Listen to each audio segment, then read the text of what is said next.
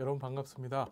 사회복사 1급 국가고시를 준비하시는 여러분, 오늘도 열심히 준비하셔서 그리고 최선을 다하셔서 여러분들의 꿈과 목표를 꼭 이루시기를 진심으로 기원합니다.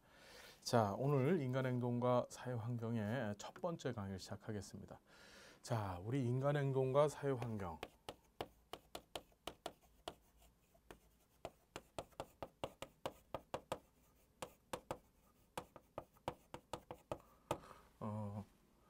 우리가 사회복사 1급 국가고시를 시험을 치르시면서 첫 번째 보는 과목 중에 첫 번째 영역이죠. 그러니까 처음 시작하는 과목 영역이라고 생각하시면 됩니다. 사실 이 과목에서 점수가 좀 잘 나와 주셔야 그래야 여러분들 그 전체적인 시험의 리듬에서 이렇게 선제를 할 수 있죠. 자, 그래서 여러분 열심히 좀 공부를 해 주시면 됩니다. 어렵지 않고 중요한 부분들 위주로 해서 이렇게 좀 공략적으로 공부를 하시게 되면은 충분히 좋은 점수를 얻을 수 있는 것이 바로 인간행동과 사회환경이라고 하는 과목입니다. 자, 우리 인간행동과 사회환경이라는 건 도대체 뭘까요? 우리 사회복지사는 사회복지 실천의 대상으로서 누구를 대상으로 합니까? 자, 인간을 사회복지 실천의 대상으로 하고 있죠. 예, 뭐 인간 외에 다른 것들을 사회복지 실천 대상으로 하고 있지는 않을 겁니다. 그렇죠? 그 인간을 구분했었을 때 뭐 일반적으로 개인을 대상으로 하거나 또는 뭐 집단을 대상으로 할 수도 있고 또 가족을 대상으로도 할 수 있고 인간이 모여져 있는 이 지역사회를 대상으로 할 수도 있습니다. 일반적으로 사회복지 실천의 대상별 구분을 나눈다면 이제 개인, 가족, 집단, 지역사회 이렇게 구분을 하는 거예요. 이 모든 것들이 사실은 뭔가요? 인간 하나나 또는 인간들의 집합체를 사회복지사는 사회복지 실천의 대상으로 다루고 있는 것이죠. 자, 그렇기 때문에 사회복지사는 뭘 해야 됩니까? 인간에 대해서 잘 알아야만 하겠죠. 인간을 모르고서 사회복지 실천을 한다. 그것처럼 거짓말이 어디 있겠습니까? 그죠? 그러니까 사회복지 실천을 하기 위한 가장 기초적인 작업은 바로 무엇이냐? 인간을 아는 것입니다. 사람이 도대체 뭘까? 사회복지사의 실천 대상인 인간이 도대체 무엇일까에 대해서 여러분들이 명확하게 이해하고 또 거기에 대한 지식들을 알고 있어야만 제대로 된 사회복지 실천을 할 수가 있겠죠. 자, 인간행동과 사회환경이라고 하는 과목은 뭐냐면은 그런 인간 그리고 그 인간이 행하는 행동, 그렇죠. 행동의 변수, 즉 행동의 원인이 되어지는 것들, 행동의 요인이 되어지는 것들을 주로 사회 환경, 즉 환경적인 요인을 중심으로 해서 공부하고 알아보는 것이 바로 인간행동과 사회환경이라고 하는 과목입니다. 다시 한번 말씀드리면은 인간 행동은 왜 이루어질까? 사람마다 모두 행동이 틀립니다. 그렇죠? 어떤 조건 하에서 그 사람이 거기에 대응하는 행동들은 전부 다 틀려요. 그렇죠? 그래서 세상의 모든 사람들이 사는 모습이 전부 다 틀리지 않습니까? 그렇죠? 어느 한 사람도 똑같은 인생, 똑같은 모습으로 사는 사람은 없을 거란 말이에요. 그렇죠? 그 다양함의 이유는 도대체 무엇일까? 그거를 주로 이 환경적인 요인 쪽으로 이해해서 알아보려고 하는 거예요. 우린 여기서 대단히 중요한 걸 공부하실 건데 뭐냐면 인간 행동의 요인이 되는 것들, 인간 행동의 어떤 방향을 잡아주는 두 가지 요소를 공부할 겁니다. 그게 바로 유전과 환경이라는 거예요. 뭐예요, 여러분? 유전과 환경. 따라봅시다. 유전과 환경. 유전과 환경 둘 다 뭐다? 인간 행동을 결정짓고 인간 행동을 만들어내는데 일종의 변수 역할을 하더라. 무슨 얘기인지 이해가 되시죠? 자, 그 중에서 우리는 환경에 대해서 좀 체계적으로 좀 알아보자. 이 환경적인 요인들이 사회복지 실천에 있어서는 굉장히 중요한 요인입니다. 자, 여러분들이 이제 어떤 개념으로 생각하셔야 되냐면 유전과 환경을 이렇게 보시면 돼요. 한 개체, 한 인간이 있었을 때 이 인간에게 영향을 주는 요인으로서 이 인간의 내적 요인, 인간의 내적, 내부, 이 내 안에서 벌어지는 요인들, 그걸 통해서 어떤 영향을 받는다 했었을 때 우린 그것을 뭐라고 한다? 유전이라고 하고, 그렇죠? 반대로 한 인간이 있으면은 인간의 바깥에서, 이 바깥에서 영향을 주는 것을, 그래서 어떤 변화, 또는 인간의 성장, 성숙 뭐 이런 다양한 변화를 이끌어내는 것들을 우리는 뭐라고 한다? 환경이라고 하고, 이 환경과 동일어를 우리는 뭐라고 한다? 사회라고 하더라. 이해되죠? 환경 이퀄 사회라고 하는 용어를 쓰고, 이건 인간 밖에서, 한 인간 밖에서 이 인간에게 영향을 주는 요인이라 생각하시면 되고, 유전이라는 것은 인간 내부적, 인간 내적인 부분, 그러니까 인간이 가지고 있는 내적인 부분으로서 인간에게 변화를 주는 것들을 우린 유전적 요인이라고 얘기한다. 다시 한번 말씀드리면, 인간 행동을 만들어내고 인간 행동의 다양성을 이끌어내는 것들은 이런 유전과 환경, 즉 인간의 내적 요인과 그리고 외적 요인으로 구성되어져 있다. 이거 여러분 기억을 해 두십시오. 그 중에서도 자 이제 보시면은 우린 인간 행동과 사회 환경을 앞으로 본격적으로 공부할 텐데, 이 과목은 크게 총 3개 덩어리로 구성되어져 있어요. 챕터가 3개다. 크게. 자, 어떤 거냐? 첫 번째가 성격 이론이다. 자, 뭐라고요, 여러분? 따라해봅시다. 성격 이론. 따라해봅시다. 성격 이론. 두 번째가 뭐다? 발달 이론이다. 세 번째가 체계 이론이다. 자, 인간 행동과 사회 환경은 뭐다? 이렇게 3가지의 큰 영역으로 구성되어 있다. 다시 한번 따라해 봅니다. 성격 이론, 발달 이론, 체계 이론. 자, 성격 이론이라는 건 도대체 뭐냐? 자, 인간 성격의 다양성, 사람마다 성격 다 틀리잖아요. 그 성격이 뭘 만들어냅니까? 인간의 다양한 행동들을 만들어내는 거예요. 그렇죠? 이해되시죠? 어떤 얘기인지. 여기서 성격 같으신 분 없을 거란 말이에요. 다 성격이 틀립니다. 그렇죠? 자, 그때 그 인간의 성격의 다양성의 원인이 뭐냐? 왜 인간은 그렇게 다양한 형태의 성격을 갖고 성격 같은 사람이 하나도 없느냐? 다 같느냐? 다 틀리느냐? 다 다르냐? 라는 것을 입증하기 위한 이론이 바로 성격 이론입니다. 그러니까 성격 이론의 핵심 바로 뭐다? 인간의 뭘 보겠다? 다양성을 보겠다는 거예요. 인간이 가지고 있는 다양성 그리고 복잡성, 이런 것들을 보는 것이 바로 성격 이론이다. 우린 성격 이론을 공부하면서 뭘 공부하냐면은 이런 다양성의 원인을 제시했던 학자들에 대한 얘기를 쫙 공부할 겁니다. 그렇죠? 그래서 자, 크게 정신 역동 이론가들을 공부할 것이고, 자, 두 번째가 행동주의 이론가들, 예, 그 다음에 인본주의 이론, 이렇게 큰 덩어리로 3개를 공부할 겁니다. 다시 한번 뭐라고요? 정신역동, 행동주의, 인본주의. 다시 한번 정신역동, 행동주의, 인본주의 외우셔야 돼요. 머릿속에 이 틀이 들어와 있어야 됩니다. 그래서 정신역동 이론가 가운데서는 이제 프로이트의 정신분석 이론, 그 다음에 에릭슨의 심리사회 이론, 그렇죠? 그 다음에 칼 구스타프 융의 분석심리 이론, 마지막으로 아들러라고 하는 사람의 개인심리 이론 공부를 하실 거예요. 그 학자들마다 다 인간 성격의 다양성, 왜 인간은 이렇게 다 다른 성격을 갖고 있지에 대한 자기만의 이론들을 갖고 있는 거예요. 이해되시죠? 자, 그리고 이제 행동주의 안에서 우리가 스키너를 중심으로 해서 이제 스키너의 조작적 조건화 이론, 그 다음에 반두라의 사회학습 이론이라는 것도 공부하시게 될 겁니다. 그 외에 인지 이론가들에 대한 얘기 해갖고 콜버그나 또는 삐아제 얘기를 조금 더 공부하시게 될 거예요. 자, 마지막으로 인본주의입니다. 인본주의 학자들 누굴 공부하느냐? 매슬로우의 욕구위계 이론이라는 거 공부하시고, 칼 로저스라고 하는 사람의 현상학적 이론이라는 것까지 공부를 하시게 될 겁니다. 여러분 어떤 얘기인지 이해가 되시죠? 그 학자들마다, 다시 한번 말씀드리지만 이 학자들마다 인간 성격이 다 다르고 다양한 것에 대해서 자기만의 분석 방법, 자기만의 이론을 제시를 했다는 거 여러분 기억해 두십시오. 반면에 이 발달 이론이라는 것은 인간에 있어서의 뭘 보겠다? 보편성을 보겠다는 거예요. 자, 모든 사람들이 가만히 보면 일정한 어떤 규칙과 그리고 정해져 있는 체계 틀 안에서 발달을 합니다. 무슨 소리예요?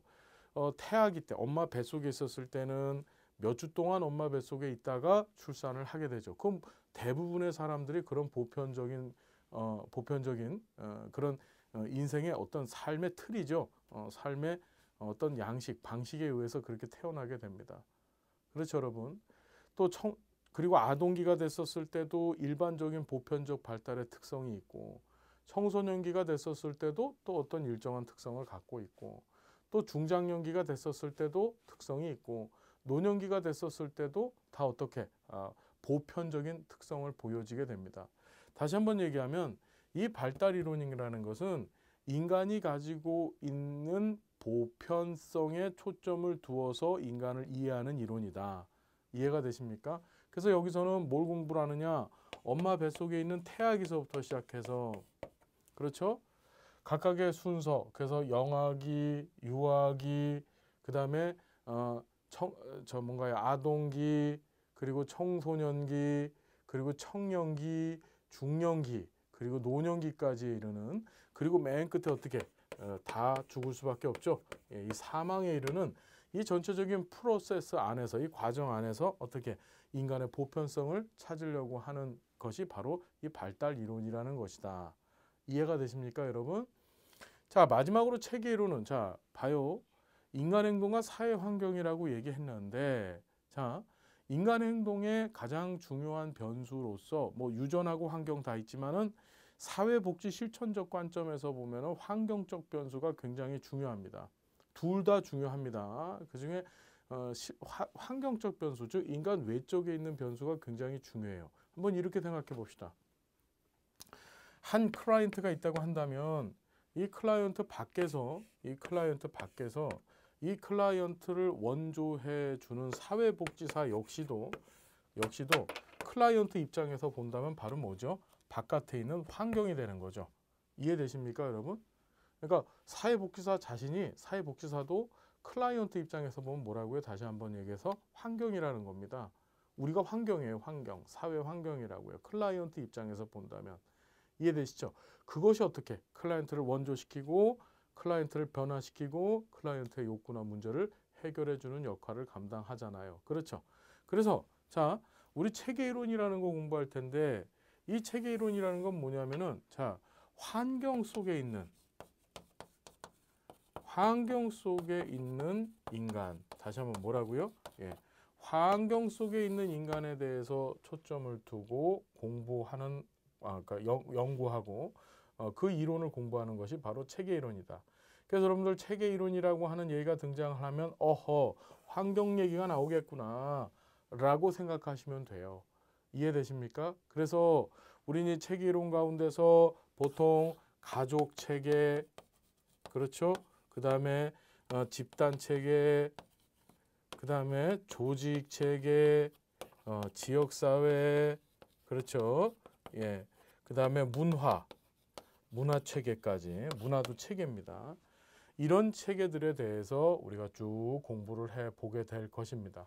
이해되시죠? 자, 인간행동과 사회환경 다시 한번 말씀드리겠습니다. 인간행동과 사회환경이란 저 과목이 뜻하는 것은 인간, 즉 사회복지사의 실천의 유일한 대상, 그렇죠? 대상인 인간에 대해서 공부하는 것이다. 특히 인간 행동이 발생되는 다양한 변수들, 그렇죠? 인간 행동을 유발시키는, 인간 행동의 각각의 다른 행동들을 유발시키는 이유는 도대체 무엇일까? 그것을 알아보기 위해서 그 변수를 크게 두 가지로 나눴는데 유전과 환경이라고 하는 변수로 나누었다. 그렇죠? 이해되시죠? 자, 그래서 인간행동과 사회환경은 이렇게 크게 세 가지 덩어리로 되어져 있다. 성격이론, 발달이론, 체계이론으로 되어져 있고, 성격이론은 주로 인간의 무엇을 보더라?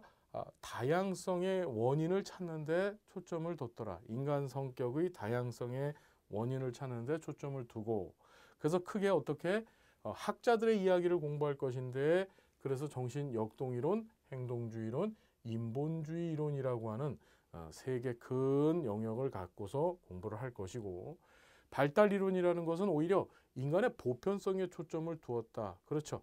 각 발달 스테이지, 즉 단계별로 인간 발달에는 참으로 보편한 것들이 있다.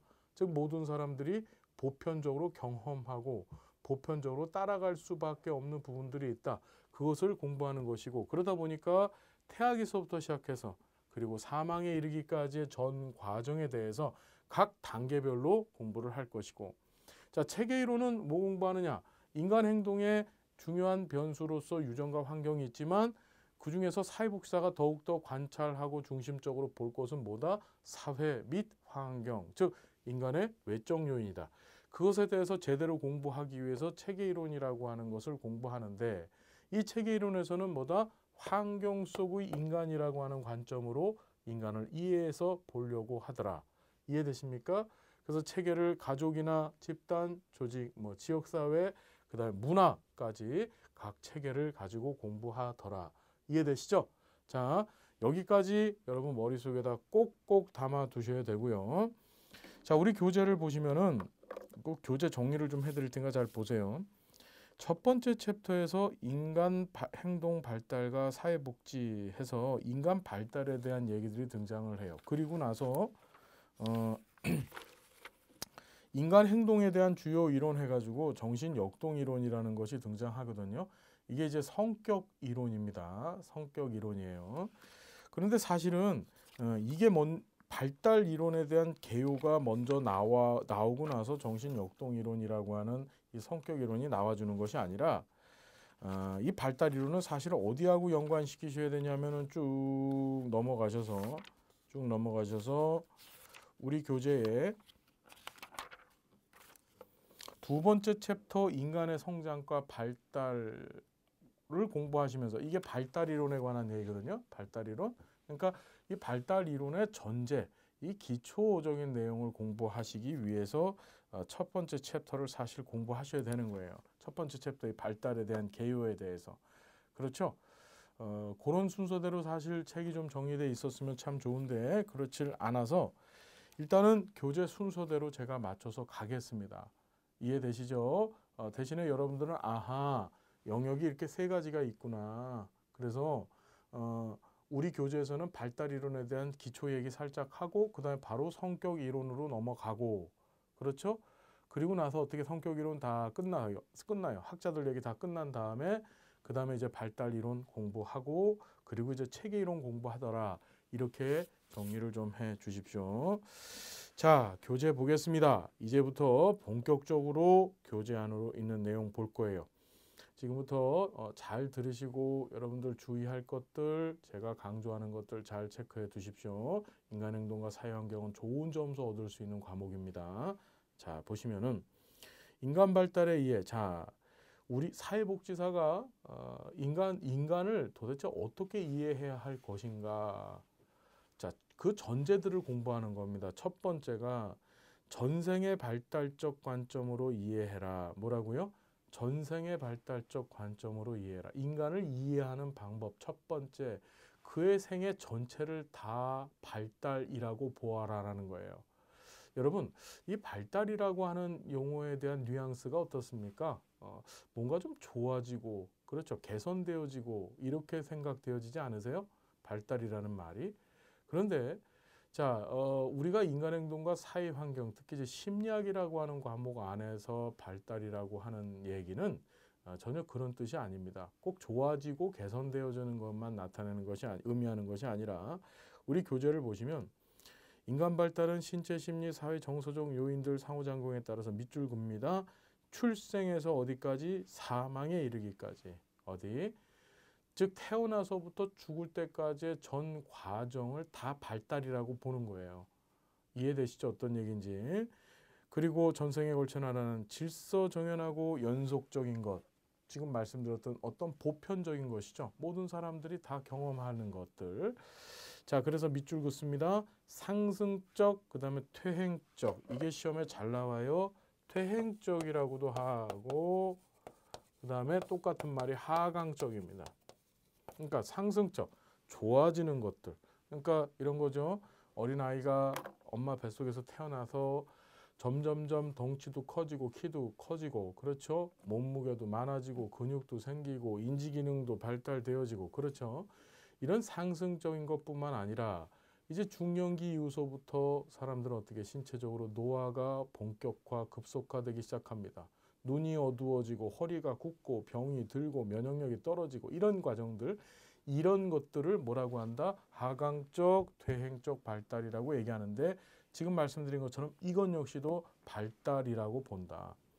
그래서 다시 한번 상승적, 퇴행적인 것 전부 다 발달이다. 자, 따라서 인간 발달은 인간 행동 양식의 전체적인 맥락에서 분석되어져야 되고, 자, 인간 성격 및 부적응 행동에 대해서 이해한다. 자, 인간 발달에 대한 이론은 개인의 발달을 그가 처한 상황 및 관계 맥락에서 이해하는 것을 강조하면서, 자, 개인에게 나타나는 이상 행동이 뭐죠? 비정상적인 행동을 얘기하는 거죠.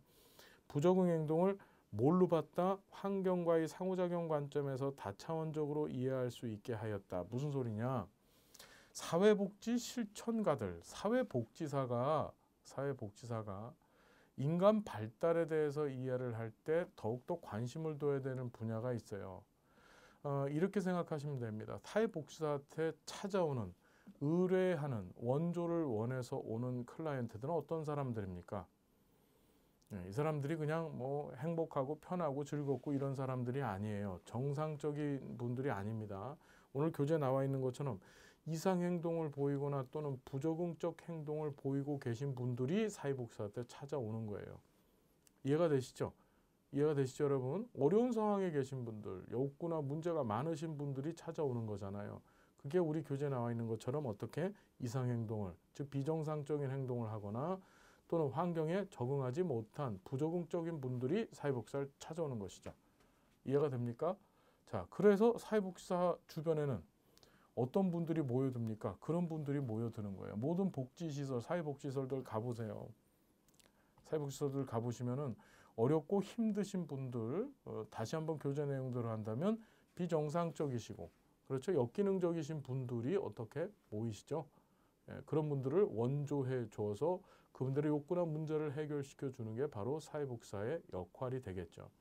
이해됩니까? 그럼 복지사는 그런 부분에 대해서 다시 한번 어떻게 이상행동이나 또는 부적응적 행동에 대해서 더욱더 관심을 갖되 어떤 관점을 갖고 봐라. 자, 환경 속에 있는 인간, 즉 환경이 그 부적응적 행동, 즉 이상적 행동이나 부적응이라고 하는 데에서 원인이 되어지고, 그리고 그것들을 치료하고 고쳐줄 수 있는, 즉 변화시킬 수 있는 어떻게 원동력이 되어줄 수 있다는 것까지 여러분 기억을 해 주십시오. 그래서 이번에 있는 얘기는 뭐다? 환경 속의 인간적 관점으로 여러분들의 클라이언트를 이해하라, 이런 뜻이에요. 인간 발달의 변화, 양상에 대한 이해. 인간 발달의 변화는 양적인 거, 질적인 거, 상승적, 하강적. 자, 양적인 것은 크기나 질량이 변화가 됩니다. 아까 전에 말씀드린 예처럼 아이가 태어나서 근육이 붙고 키가 크고 몸무게가 늘어나고, 이게 양적인 변화죠. 반면에 자, 질적인 변화라는 것은 본질 또는 구조가 변화돼요. 가장 대표적인 것이 이 심리적인 거죠. 심리적인 거. 그래서 심리 상태가 어렸을 때 심리 상태, 아동기 때 심리 상태와 청년기 때, 청소년기 때 심리 상태, 중년기 때, 노년기 때 각각의 심리 상태가 전부 다 틀리죠. 예, 그걸 우리는 질적 변화라고 얘기하고, 상승적 변화라는 거 말씀드렸습니다. 좋아지는 거, 하강적 변화, 나빠지는 거.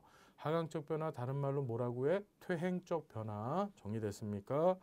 자, 단계적 발달의 양상에 대한 이해. 인간 발달은 전생애를 통해 다양한 영역에서 나타나지만 이는 각 발달 단계별로 유의미한 변화를 보이는 영역이 있다. 이게 무슨 뜻이죠? 자, 보편적인 성향을 단계별로 보인다는 거예요. 모든 사람들이.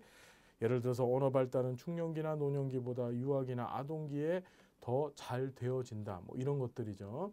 자, 그다음에 인간 발달의 기본 전제 들였다 중요합니다. 굉장히 중요해요. 보시면 인간은 전체로서 이해되어야 된다. 앞에서 공부했죠. 인간 발달은 모체 내 수태되는 순간서부터 죽음에 이르는 순간까지. 그러니까 바로 뭐예요? 우리 교재 나와 있는 것처럼 출생에서 사망까지. 그렇죠. 전 인생 과정에 걸쳐 일어나는 모든 변화를 포함한다.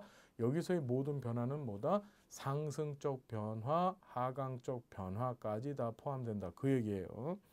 인간의 삶은 시간에 따라 진행되면서 지속성과 변화의 양상을 보이고, 인간의 발달과 행동은 그가 처한 상황이나 인간관계, 그가 처해 있는 상황이나 인간관계, 그게 전부 뭐죠? 그의 뭐예요? 환경이죠. 그렇죠. 그래서 한마디로 얘기하면 뭐야? 환경이라고 하는 맥락 안에서 분석되어져야 된다. 사회, 환경 똑같은 말이라 그랬어요. 그래서 우리가 인간행동과 사회환경에서 이 사회환경이라는 꼬리가 이 과목 안에 뒤에 딱하니 붙어 있는 거예요. 지금 중요하기 때문에. 자, 인간 발달의 원리 시험 문제에 100% 나옵니다. 아주 100% 나오니까 여러분 꼭 기억을 해두셔야 됩니다. 인간 발달의 원리라는 것은 뭐냐? 지금 발달 이론은 인간의 보편성을 찾고자 하는 거였었잖아요. 도대체 그 보편성이라는 게 뭘까? 인간 발달에는 이러한 보편성이 있어. 모든 인간들은 이러한 보편성을 갖고 각각의 발달 단계에서 발달하고 있어. 그 얘기예요. 자, 보시면 일정한 순서와 방향성이 있다. 뭐가 있다고요? 일정한 순서와 방향성이 있다. 시험에 잘 나옵니다. 이거를 전체를 다 머릿속에 담으셔야 돼. 자, 어떻게? 상부에서 하부로. 시험 문제 나올 때는 이걸 뒤집어 놓고 하부에서 상부로 이렇게 나와요. 그럼 틀린 거야. 상부에서 하부로. 자, 아이가 태어날 때는 머리통이 크게 태어납니다. 그죠? 머리가 몸 전체에 비해서 크죠. 그러다가 시간이 지나가면서 어떻게 머리의 비율이 점점 작아지죠. 그렇죠? 예, 그렇죠, 여러분. 그게 상부에서 하부로. 중심에서 말초 부위로. 중심에서 말초라는 것은 자, 사람의 몸 중심에는 뭐가 있습니까? 보통 호흡기관들, 그 다음에 소화기관들이 몰려져 있죠. 그러니까 장기들이 이 안에 있는 거예요. 태어날 때는 숨 쉬어야 되니까 그리고 젖 먹는 거 소화시켜야 되니까 그런 기능들을 갖고 태어납니다. 그러니까 태어나자부터 어떻게 숨도 쉴 수 있고 그 다음에 소화도 할 수 있잖아요. 먹는 거. 그리고 소화를 통해서 결국 배설도 할 수 있는 것이죠. 그렇죠. 근데 아이가 자라나면서 어떻게 되나요? 이제 손도 움직이고 다리도 움직이고 팔도 움직이고 나중에 손가락도 움직이고 그렇죠. 그러니까 중심에서 어떻게 말초 부위로 이해되십니까? 자, 그렇게 발달되어진다. 순서 기억하시고 전체 활동에서 특수 활동으로 이게 시험에 나올 때는 전체 운동에서 특수 운동으로라고도 나와요. 뭐냐? 아이가 태어나면 어떻게 합니까? 처음에 하는 것은 떼굴떼굴 굴러다니죠. 몸 전체를 가지고서 굴러다니를 합니다. 그러니까 전체 운동을 하는 거죠. 이제 커가면서 어떻게 특수 활동, 아주 뭔가에 세밀하고 그렇죠. 복잡한 활동들을 할 수 있죠. 손가락을 갖고 무엇인가를 만든다든가 조작한다든가 그렇죠. 여러분 세 가지 상부에서 하부, 중심에서 말초 그렇죠. 그 다음에 전체에서 특수 반드시 기억하셔야 됩니다. 시험에 꼭 나옵니다. 자, 연속성이 있다. 자, 발달은 출생에서부터 사망까지 이루어지는 그 시간 동안에 쉬지 않고 계속 이루어진다는 거예요. 그래서 발달은 전성혈을 통해서 계속되어지고 그러나 각각의 발달 단계별로 발달 속도가 같은 것은 아니다. 가장 대표적인 게 영유아기 때는 어떻습니까? 아이가 하루하루가 틀려지게 크죠. 그렇죠. 쑥쑥 커집니다. 그렇죠. 그래서 우리가 그때를 제1차 급등 성장기라고 해요. 그런데 그 시기 넘어가고 나면 아동기 때는 조금 성장이 멈춰지죠. 그러다가 청소년기 때 들어서면 다시 또 어떻습니까? 막 1년에 키가 5cm, 10cm씩 자라나죠. 좀 뭐냐?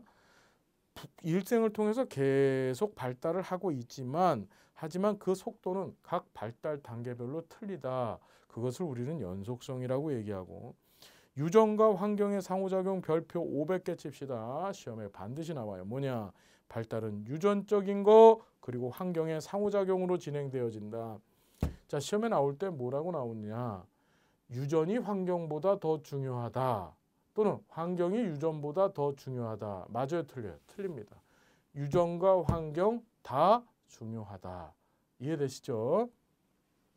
개인차가 존재한다. 그래서 발달에는 개인차가 존재하므로 발달의 속도나 진행 정도가 동일하지 않고 자, 분화와 통합의 과정이다. 발달은 분화와 통합의 과정. 흩어져 있는 것 같지만 그것이 모여서 하나를 만들어낸다는 거예요. 자, 점성 원리 밑에다가 사람 이름 하나 씁시다. 에릭슨. 뭐요? 에릭슨. 우리가 인간행동과 사회환경 정신역동 이론가들 중에서 심리사회 이론을 얘기했던 학자가 바로 에릭슨인데 이 에릭슨은 점성 원리라고 하는 얘기를 해요. 점성 원리라는 게 무슨 뜻일까요? 점진적으로 이룰 성입니다. 점진적으로 이루어진다라고 하는 얘기죠. 뭐냐? 발달은 기존의 기초 위에서 다음의 발달이 이루어지며 첨성 원리가 적용된다. 무슨 소리죠? 한 단계가 이루어지고 그 다음에 그 위에 다음 발달 단계가 이루어진다는 거예요. 무슨 소리냐면은 애가 딱 태어나자마자부터 걸을 수는 없는 거죠.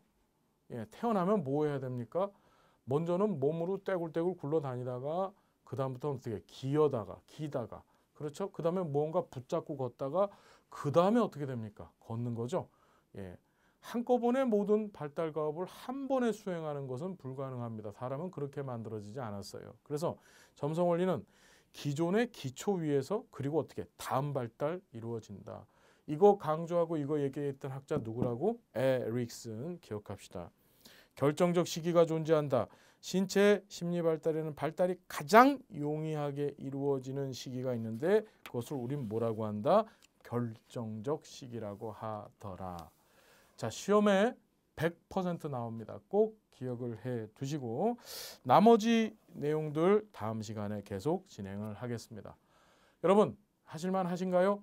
우리 인간 행동과 사용계획 큰 틀을 잡읍시다. 그리고 제 수업에 여러분 집중해 주십시오. 인간 행동과 사회 환경 우리 좋은 점수 얻을 수 있는 영역입니다. 과목입니다. 자, 열심히 공부해서 꼭 꿈을 이루시길 바랍니다. 함께 해서 감사하고 다음 시간 또 행복한 모습으로 만나 뵙겠습니다. 고맙습니다.